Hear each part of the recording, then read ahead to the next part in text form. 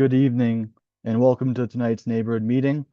My name is Daniel Frangioni and I'm a planner with the city's Development Services Department.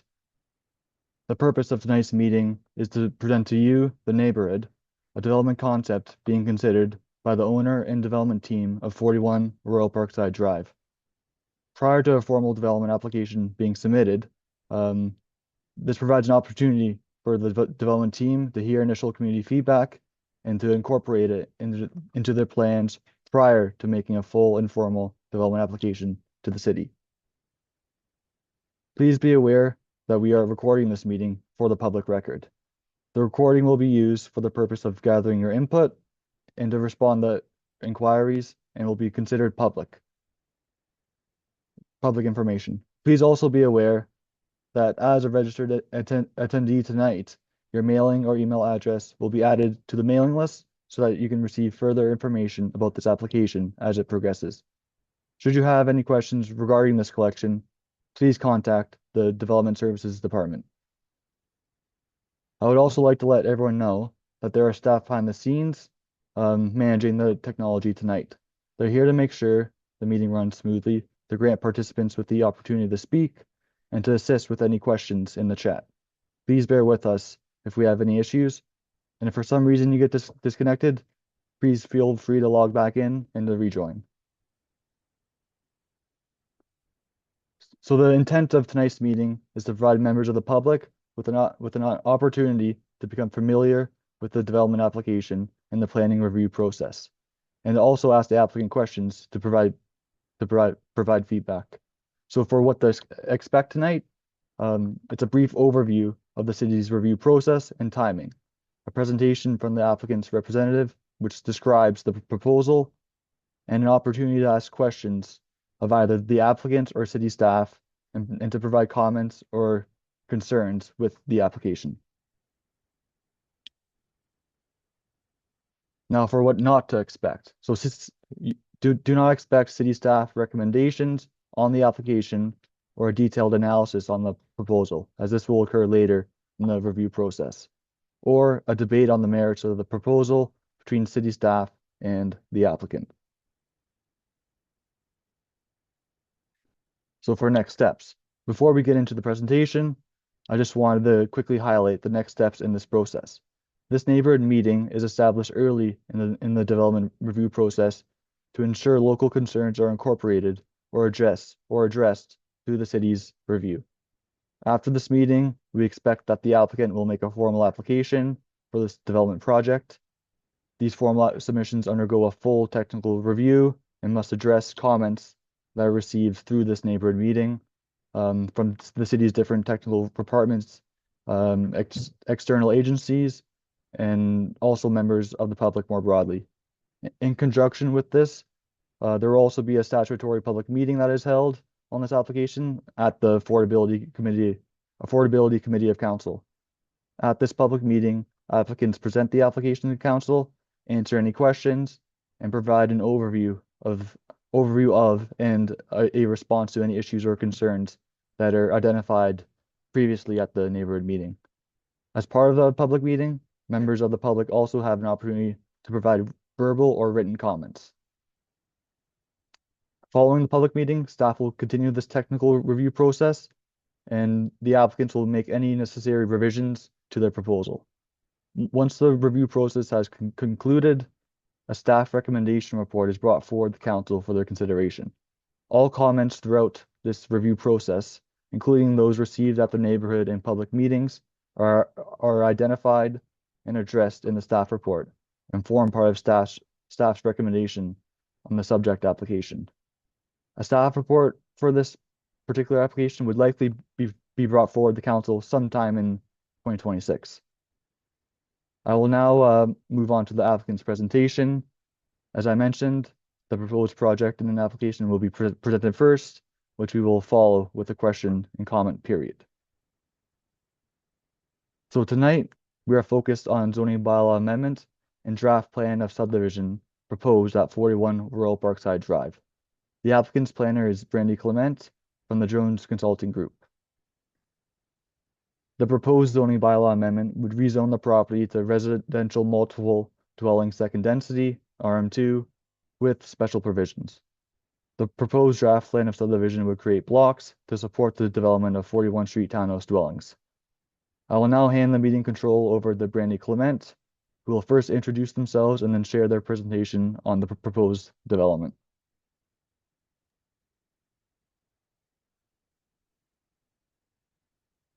Thank you. I will just get my presentation teed up. Okay, hoping everybody can see that.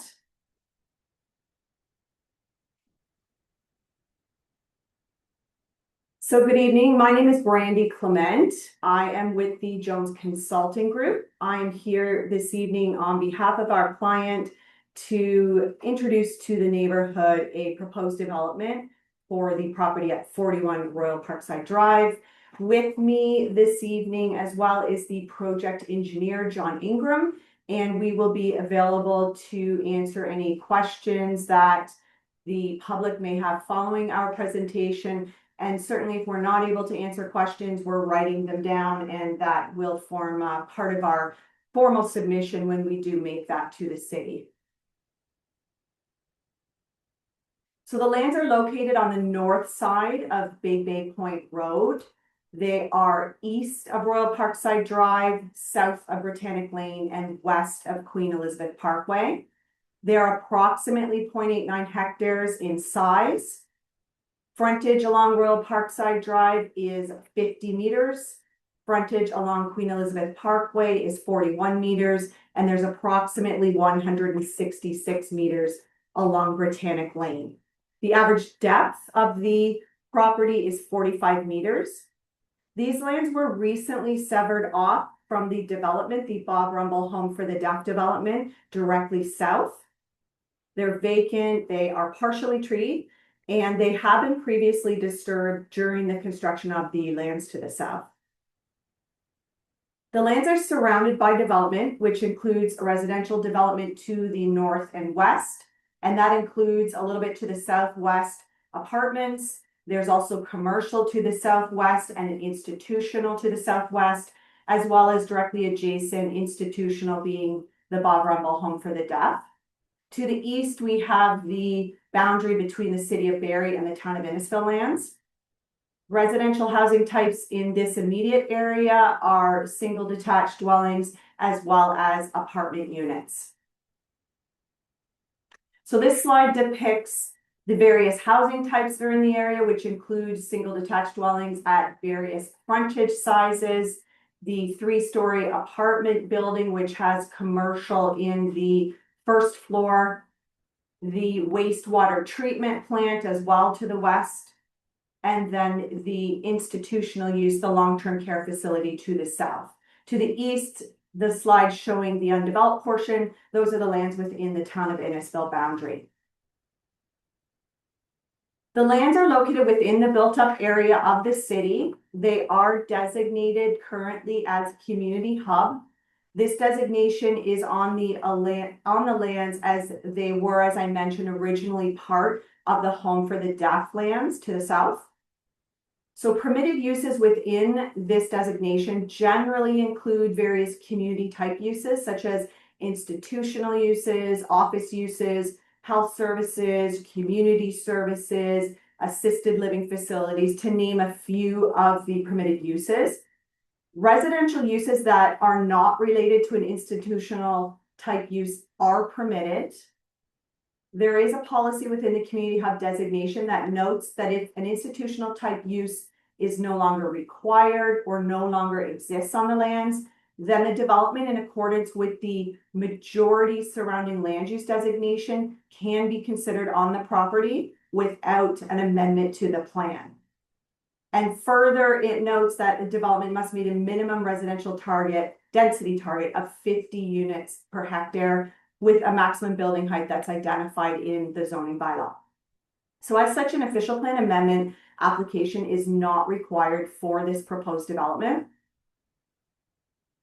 The lands are zoned as institutional in the city's comprehensive zoning bylaw, and this zone does not permit residential uses. So a zoning bylaw amendment application will be submitted to the city to permit the development, and it will identify any exceptions to the development standards that we will be seeking. I have discussed this in a bit more detail in the next slide. The zone that we will be requesting, as was previously mentioned, is the residential multiple dwelling second density townhouse special provision zone.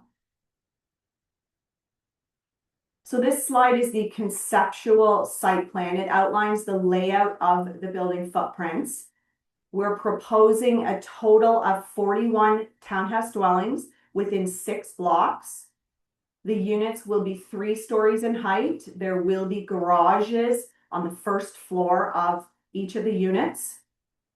Units will front onto Royal Parkside Drive, Queen Elizabeth Parkway, as well as there is a proposed internal roadway that will be created. This will be a municipal roadway.